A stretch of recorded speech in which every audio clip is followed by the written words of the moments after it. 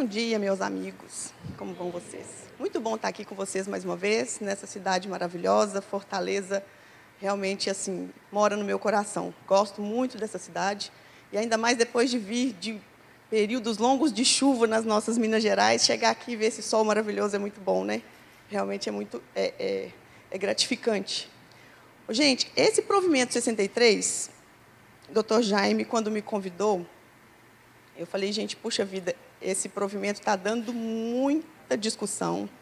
O Brasil inteiro está discutindo isso. Nós não estamos conseguindo criar um consenso de interpretação, mas é brilhante essa iniciativa dele de trazer a discussão para a gente poder tentar juntos, né, chegar num consenso, pelo menos prático, e que o nosso procedimento seja o mais lógico e o mais aceitável, o mais formal e o melhor juridicamente falando, né?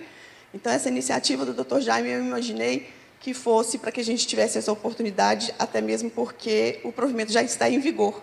Os modelos novos de certidão, que é a primeira parte do provimento, só entram em vigor dia 1º de janeiro, mas o restante do provimento todo já está em vigor. Então, nós temos disposições urgentes que a gente precisa estabelecer a forma de praticar, e isso realmente está criando dúvidas, não é só aqui, tá? É no Brasil inteiro, ninguém está conseguindo fazer da forma que todos interpretem que é a forma mais correta. A discussão é em todos os níveis em cima desse provimento. Por que será? Esse provimento, na verdade, ele traz algumas questões polêmicas, traz algumas questões práticas que a gente precisa no dia a dia da nossa atuação, mas, principalmente, traz umas questões sociais, uns impactos, né, na nossa visão do direito das famílias, que é um divisor de águas, né? Eu costumo comparar, desde que ele foi publicado, inclusive, com a lei do divórcio. O impacto que nós tivemos em 1977 com a lei do divórcio, eu imagino que a gente está tendo novamente agora, com a possibilidade não só da inclusão da paternidade, da maternidade, da parentalidade socioafetiva, como também e principalmente com a possibilidade da multiparentalidade. E essa questão da reprodução assistida, nós tivemos aí um provimento 52 há um tempo atrás, permitindo que fizéssemos o registro, né, via reprodução das crianças que passaram, que vieram por reprodução assistida, mas ele era praticamente impraticável, porque tinha um dispositivo dizendo que a gente precisava exigir a apresentação de um documento que os médicos eram proibidos de apresentar, né, de assinar, porque eles não podem identificar os doadores do material genético, do material biológico. E, para que a gente fizesse o registro, era necessária essa identificação. Então, era uma polêmica, e aí veio o provimento a tirar essa questão, essa dificuldade em relação ao registro das crianças que vieram por reprodução assistida. Mas, de qualquer maneira, esta adequação do provimento 63, revogando o 52 e viabilizando esse tipo de registro, ele veio a criar um impacto social positivo, né? Mas, na verdade, permitir isso já era permitido, então veio um procedimento só para poder viabilizar que isso realmente fosse concretizado. E a questão dos modelos de certidão é um impacto prático para a gente muito grande, mas muito mais do que necessário, porque tivemos mudanças desde 2009, quando foram implementados os novos modelos de certidão, né? O CNJ criou um padrão nacional de certidões de nascimento, casamento e óbito em 2009. E, depois disso, várias leis vieram mudando, né, a forma do procedimento nas serventias de registro civil de pessoas naturais, e esse procedimento e os modelos padrão lá da época de 2009, eles não mais atendem ao nosso ordenamento jurídico. Então, era necessário e urgente que se criasse novos modelos padronizados pelo CNJ para poder permitir que a gente conseguisse praticar todas as novidades, todas as implementações que a gente teve no decorrer dos tempos, desde 2009 até agora. Então, nós tivemos aí a possibilidade de viabilizar as mudanças legislativas e normativas com os nossos novos modelos de certidão. Então, vejam só, quais foram as novidades, então, trazidas pelo provimento 63? registro de nascimento dos filhos havidos por reprodução assistida. Nós mudamos aqui a ordem dos artigos, né, no provimento 63, de propósito, porque o doutor Marcos acabou de apresentar as questões teóricas da reprodução assistida, então fica mais interessante se a gente falar primeiro dela e da forma de registrar a reprodução assistida no primeiro momento. Institui modelos únicos de certidão. Não seria altera? Alguém leu lá direitinho a palavra utilizada lá pelo Conselho Nacional de Justiça, quando disse que estava instituindo, que passava a ser obrigatória a matrícula em cada certidão do padrão do Conselho Nacional de Justiça? Puxa vida, nós que atuamos já desde muitos anos, ou quem começou a atuar agora esse ano, já sabe que esses modelos são padronizados desde 2009. Então, não está instituindo, está só alterando. Está criando um novo modelo, em cima daqueles modelos que foram criados em 2009, atualizando de acordo com as mudanças que a gente teve no ordenamento jurídico. Tá? Inclusão de documentos pessoais nas certidões de registro, tipo de ato registral, obrigatoriedade de emolumentos. Vejam só, estabeleceu-se aqui a possibilidade de inclusão dos documentos na nossa certidão de registro. Qual que seria o impacto disso? Qual que seria a necessidade de fazer isso? Isso cobra, não cobra? Qual que é o tipo de ato que eu vou praticar? Eu vou incluir um CPF que eu, com 50 anos de idade, 60, nunca tive CPF na minha vida, eu vou criar esse CPF lá no Serviço de Registro Civil? E meu bebezinho que acabou de nascer, eu estou lá registrando, eu vou criar o CPF dele, ele já precisa de CPF no momento que ele foi registrado? E isso vai ser incluído como? No corpo do registro? Por averbação? Por anotação? Tá? Então, tudo isso a gente vai ver no decorrer da nossa exposição. A parentalidade socioafetiva, nós vamos fazer uma breve introdução teórica. O que é isso? O que é parentalidade? Por que socioafetiva? Que termo é esse? Por que eu preciso usar esse termo novo, diferente, para poder identificar esse tipo de parentalidade? Ele sempre existiu? Ele é uma novidade agora? Ele foi instituído a partir de agora, constituída a existência desse tipo de vínculo? Ele sempre existiu e está sendo formalizado agora. Multiparentalidade, também uma breve introdução. O que é isso? O que é ter? O que significa multiparentalidade? Múltiplos parentes. Nós não temos múltiplos irmãos, por exemplo? Aí os irmãos, os meus múltiplos irmãos, eles junto comigo, eles designam, né, uma multiparentalidade? Que tipo de vínculo aí que está sendo chamado pela doutrina de multiparentalidade? E como que eu vou fazer isso ser demonstrado nos documentos que nós expedimos?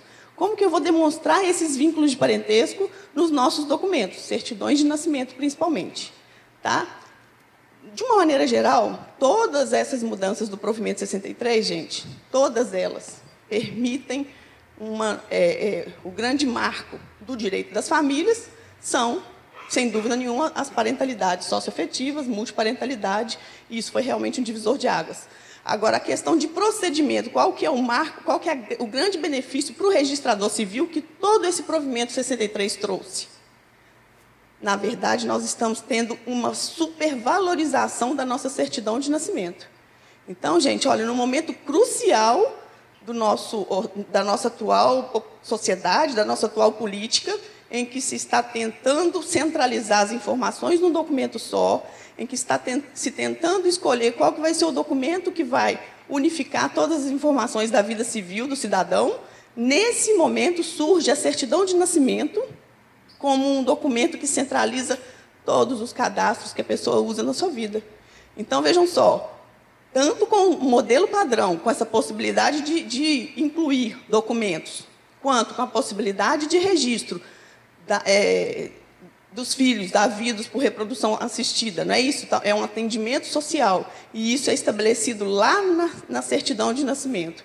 A multiparentalidade, em função da paternidade e maternidade socioafetiva, tudo isso fortalece o nosso documento, o documento que a gente expede. Então, por mais que tenham alguns problemas, algumas dúvidas em relação à aplicação, alguns conflitos de interpretação, a gente tem uma segurança muito grande de tentar aplicar esse provimento de forma a atender ao benefício grande que ele traz para nós, que é o fortalecimento da certidão de nascimento. Então, antes da gente começar a falar detalhadamente sobre o provimento, detalhadamente, item por item, artigo por artigo, nós vamos entender cada termozinho que foi colocado nesse provimento. O doutor Jaime, muito simpaticamente, nos permitiu fazer isso pelo tempo que for necessário, né? Desde que eu atenda o critério aqui do tempo da pausa para almoço, etc. Mas quem puder ficar, nós vamos poder discutir, por permissão dele, da organização do evento, nós vamos poder discutir cada artigo. Mas, antes disso, eu queria chamar a atenção para alguns termos, algumas palavrinhas que estão sendo utilizadas de forma perigosa, digamos, não mais aplicáveis. Tá? E isso, hoje em dia, tantos anos depois da obrigatoriedade de uso desses termos, eu acho que a gente, usando hoje, a gente pode criar até um problema social de discriminação dentro da serventia. É bom que a gente já comece a tomar cuidado de ir mudando essas terminologias aos poucos no nosso dia a dia. Agora, isso é absoluto? Não, infelizmente, a gente vê nas leis, nas normas, muito uso indevido dessas palavras. Mas a nossa obrigação como registradores civis é entender exatamente a diferença desses termos e qual que é o termo correto a utilizar. Até que, sem querer, você pode usar numa conversa, numa exposição. Obrigada.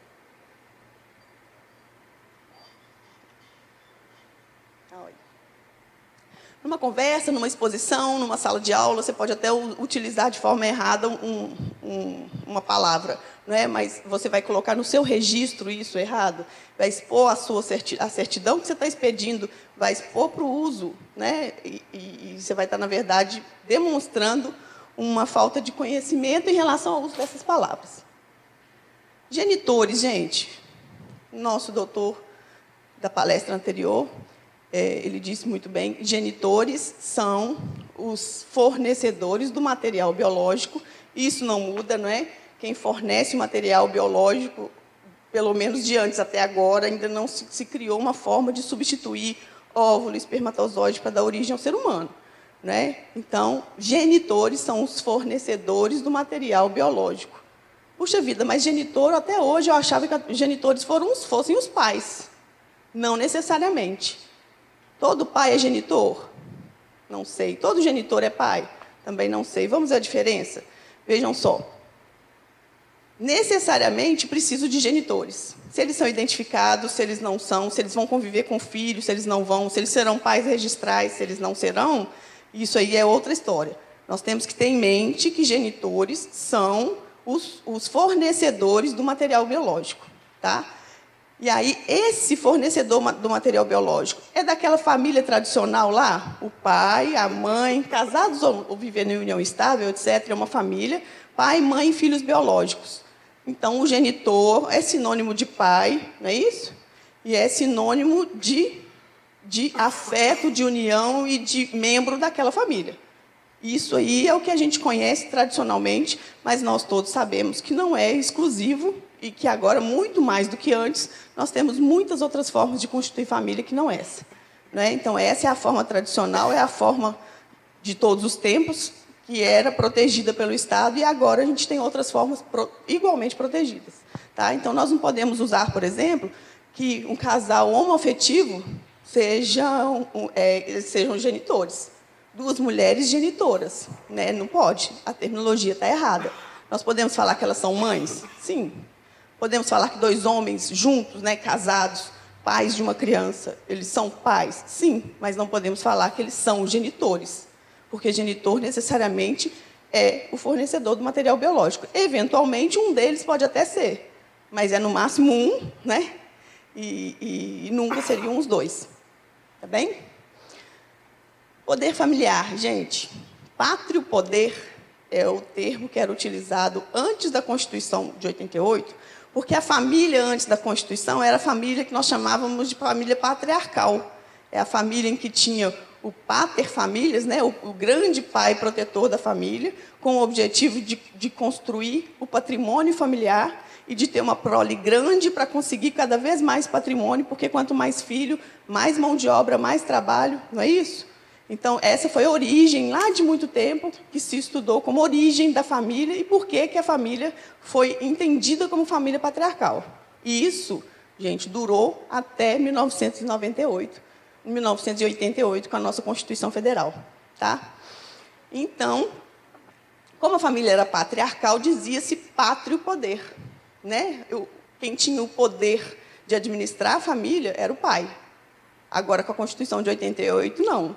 Agora nós temos a igualdade entre homem e mulher, nós temos novas formas de constituir família, que não necessariamente tem a presença de um homem, não é? Então, em função dos princípios constitucionais todos, assim, principalmente da dignidade da pessoa humana, né, da mulher que está ali e que está constituindo a família junto com ele, o pátrio poder não pode ser utilizado como termo para designar a ascendência dos pais em relação ao filho como pessoas que vão proteger e vão educar aquela criança. Isso não é mais chamado de pátrio poder. Tá? Então, o termo que veio para substituir é poder familiar. Poder aqui entre muitas aspas, né? Não é uma eu sou o todo-poderoso, eu mando e você obedece. Né? Cada dia que passa, isso está mudando também cada vez mais. Nós temos aí a necessidade de valorização do indivíduo e em detrimento da antes obrigatória valorização da família. Então, nós víamos o indivíduo inserido no núcleo familiar. Hoje não, hoje nós estamos enxergando cada um dos indivíduos que formam a família. Então, nós temos o poder familiar, o casal vai junto, né? Eles vão contribuir para a formação daqueles indivíduos, para o desenvolvimento pessoal daqueles filhos deles. Então, por isso, poder familiar. Mas não é um poder de ascendência absoluta. É um poder de contribuição para o desenvolvimento pessoal de cada um dos membros. Tá? E o poder familiar ele é exercido pelos pais, tá? Por quem exerce a filiação. Então, se eu tenho 2 pais, 2 homens, eu tenho poder familiar dividido entre esses 2. Se eu tenho uma mãe, porque ela registrou e o pai não reconheceu, o poder familiar fica exclusivo na mão dessa mãe. Não significa que tudo que ela precisar fazer, ela vai precisar de autorização do juiz para suprir o outro lado que não está presente, né, que não foi identificado, como o pai, que não é o pai registral. Não. Quando não se tem duas pessoas, genitor e genitora, pai e mãe no registro, quem estiver ali no registro está exercendo o poder familiar. Tá ok? Ah, mas e se faleceu? É pai registral, mas já faleceu. Como que fica? A morte também extingue o poder familiar. E nesse caso, a mãe faleceu. Quem vai exercer o poder familiar no lugar dela? Existe pai e mãe registrais. Quem vai exercer o poder familiar no lugar da mãe que faleceu? Ninguém, no lugar dela, não. O poder familiar vai ser exclusivo do pai sobrevivente. Tá? Então, aí a pergunta, estendendo mais um pouquinho para a gente fazer a introdução para o nosso assunto. Se eu tenho 2 pais registrais, pai e mãe registrais, e eles exercem juntos o poder familiar, e num conflito de entendimento entre eles, aí sim eles têm que pedir autorização judicial para o juiz dizer o que vai ser feito, né? Ou seja, os 2 decidem, e se um deles falecer, ou se não tiver um deles, fica concentrado nas mãos do pai ou da mãe registral. E quando eu tenho 3? E se tem mais do que 2 pais? É possível? É possível mais do que 2 genitores? É possível mais do que 2, um de cada gênero, como genitores? Nós já vimos que não. Mas é possível que nós tenhamos 2 pais homens e 2 pais mulheres, não é? Pelo nosso ordenamento atual. Eles não são genitores, não necessariamente, mas eles são pais. E são pais registrais. Mas e se eu tenho 3? E se eu tenho 4? Como que fica o exercício do poder familiar quando eu tenho quantidades maiores que não 2, que é o número que a gente está acostumado, habituado a ver exercendo o poder familiar? Como que fica isso? Isso tudo a gente vai ver para diante agora na nossa exposição. Naturalidade, gente. Registradores civis aqui, quem são? Quem são registradores civis? Tem algum que tem menos de 2, 3 anos de registro? Todo mundo é antigo. Você? Quanto tempo você tem? 2 anos. Mas você, sempre que batia o olho num cadastro, num documento, qual que é a naturalidade? Você ia direto lá no município do nascimento, não é isso? Então, é prática, assim, é automático. Nós pegamos um documento que quer identificar qual que é a naturalidade. Local de nascimento. Não é isso? Sempre foi automático. Por quê? Porque o significado da palavra naturalidade é local de nascimento. Como que eu posso identificar o local onde a pessoa nasceu? A naturalidade da pessoa pelo local onde a pessoa nasceu, né? Isso sempre foi absoluto. A partir de abril desse ano, isso mudou. E aí mudou via lei de registros públicos, alteração na própria lei. Disse que naturalidade agora não é mais local de nascimento, não. Naturalidade não é um conceito jurídico mais, não. Naturalidade agora é uma opção. E é uma opção feita pelo declarante, cuidado, não é pelo pai, é pelo declarante, pode ser a mãe, pode ser outro parente, né? Pode ser o guardião, pode ser o diretor do orfanato, onde está a criança institucionalizada. Então, o declarante vai escolher qual que vai ser a naturalidade do registrado. E ele vai escolher entre que opções? Entre o local de nascimento, que é o habitual, que a gente sempre estava acostumado com ele, município de nascimento, ou, se for diferente do município de nascimento, o município da residência da mãe, não é dos pais, é da mãe, na época do parto, tá? E desde que seja no território nacional. Ô, gente, alguns probleminhas, que não é o objeto da nossa exposição hoje, não, mas a gente precisa entender, porque vai ser objeto do modelo de certidão de nascimento, e aí sim a gente tem que discutir hoje. Alguns probleminhas aí com essa alteração. Quando eu falo que é o declarante que vai optar, tudo bem, eu acho que não é o declarante sozinho que exerce o poder familiar. Se falássemos que essa opção estaria ligada ao poder familiar, seria mais justo. Mas falar que é o declarante, até mesmo porque o declarante pode ser até o médico, numa situação especial, não é isso? Então, mas tudo bem, falou que é o declarante porque, mais uma vez, está pegando pela maioria. Na maioria das vezes, o declarante ainda é o pai. Então, é o declarante que vai fazer a opção. E a opção é entre local de nascimento e local de residência da mãe. Mas e se são dois pais? Dois pais, não dois genitores. Dois pais homens. Aí eles não vão ter o direito de escolher? Porque não tem uma mãe na relação? E se forem duas mães? E cada uma morar num município diferente. Elas não moram juntas e nós já sabemos que isso não é absoluto para que se tenha uma família, né? Não se precisa residir no mesmo local para que se tenha uma família. E se não moram no mesmo município? Vai ter que escolher entre o município de uma delas? Da que não for declarante? Então, a que é declarante vai ter que optar pelo município de residência da outra? E como que fica o princípio da igualdade nisso, né? Então, esses problemas a gente tem. E a lei de registros públicos, com essa alteração, ela não previu. E, infelizmente, a gente tem que seguir o texto da lei. Lá está escrito declarante, vai ser a pessoa que, na prática, vai lá declarar e assinar o registro, que vai escolher. Está escrito que é município de residência da mãe. Nós vamos ter que olhar a mãe, que está lá na DNV, a mãe parturiente, não é isso? Né? Numa maneira geral, para falar onde que vai ser a naturalidade desse registrado. Tá bom? Padrasto, madrasta. Gente, é uma confusão muito comum agora, que acabou de nascer de uma forma mais jurídica, né, juridicamente falando, a parentalidade socioafetiva. É muito comum a confusão entre o parente socioafetivo, entre a filiação socioafetiva, a parentalidade da filiação socioafetiva e padrasto, madrasta. O que é padrasto, madrasta? Padrasto é o marido da mãe. Não necessariamente o padrasto vai ser pai, certo? Madrasta é a esposa do pai.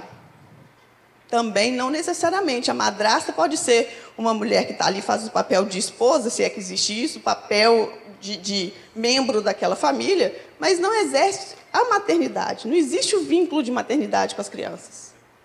Então, eu não posso falar que ela é a mãe socioafetiva. Eu posso falar que ela é a madrasta. E são institutos diferentes. Então agora pode incluir o nome da madrasta no registro de nascimento? Não. A madrasta pode até passar a ser a mãe socioafetiva, mas ela só vai poder ser incluída no registro quando ela passar a ser mãe socioafetiva. Sendo apenas madrasta, ela não é mãe socioafetiva, ela não vai ser incluída no registro. Por que eu estou dizendo isso, gente? Nós vamos ver daqui um pouquinho que, por mais que esse provimento tenha nos dado muita liberdade para poder fazer essas inclusões, algumas dúvidas, né? Mas a grande maioria está entendendo que a interpretação é a mais liberal possível. Por mais que tenha dado essa liberdade, nós temos que ter muita cautela. Nós somos garantidores da segurança jurídica. O que a gente fizer naquele documento ali vai ser válido e vai ser presunção de verdade. O documento vai ser usado para a pessoa viver, vai praticar qualquer ato da vida civil, porque nós temos fé pública. Agora, imagina, toda a liberdade que o provimento está dando, se a gente usar de forma absoluta ou descuidadosa, a gente pode estar criando realmente insegurança jurídica. Então, nós vamos ver daqui um pouquinho também que nós vamos ter que ter um cuidado, fazer uma entrevista, entender cada caso para saber se trata realmente de socioafetividade. E não necessariamente vai ser má-fé. Você não vai fazer uma investigação, não. Você vai fazer uma entrevista. Porque se você chegar a pensar em má-fé, tem que mandar para o judiciário. Ok? Mas, de qualquer maneira, a possibilidade de quem não tem, do leigo, né, da nossa atividade, não saber o que é padrasto, o que é madrasta, o que é pai socioafetivo é muito grande. A maioria das pessoas não vai saber a diferença. Então, cabe a nós saber se a gente está com dificuldade, a gente tem dificuldade pelas situações fáticas diversas que existem, né? Imagina quem não tem nenhum conhecimento jurídico. Então, nós é que vamos ter que fazer esse papel. Não é, mais uma vez, um papel investigatório. Tá? É um papel de qualificação da situação para saber se ela se aplica ao provimento 63. Okay? Então, seria uma entrevista prévia para saber, olha, não, você não é mãe socioafetiva, não, você é madrasta. Então, nesse caso, não cabe. Ah, não, mas eu quero ser mãe. Esse neném acabou de nascer, eu vivo há 10 anos com o pai dele.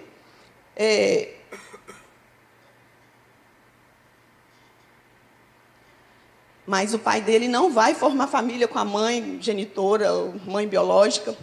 Eu quero ser mãe. Isso não existe, não. Isso é adoção. E o Instituto da Adoção não morreu com isso aqui, não, gente. Existe uma diferença muito grande entre adoção e a paternidade e maternidade socioafetiva. A socioafetividade é uma relação de afeto construída no dia a dia. Sabe aquilo que a gente faz, aquela análise que a gente faz para saber se existe ou não uma união estável? É do decorrer do tempo, não é isso? Saber se ela é ostensiva, se todo mundo pensa que realmente ali existe um casal. É a mesma coisa a socioafetividade. Puxa vida, lá na escola, quem que é identificado como pai dessa criança, como mãe dessa criança? Nossa, toda reunião de pais é essa mãe que vai. Ela é mãe? Olha, já tem uma grande chance. Quanto tempo que vocês vivem juntos? Você ajuda a fazer o para casa? É você que leva no médico? É você que cuida quando está doente? Não estou falando que esses são exemplos absolutos, gente. Eu estou dizendo que esse tipo de convívio é que justifica serem parentes socioafetivos pelo vínculo de afetividade. Afeto não no sentido de amor positivo só, é afeto no sentido de convívio, de compartilhamento mesmo de vida. Sabe? Então, é isso que é a paternidade socioafetiva. O vínculo de parentesco é muito mais profundo do que apenas um vínculo de madrasta, padrasto e enteado. Ok?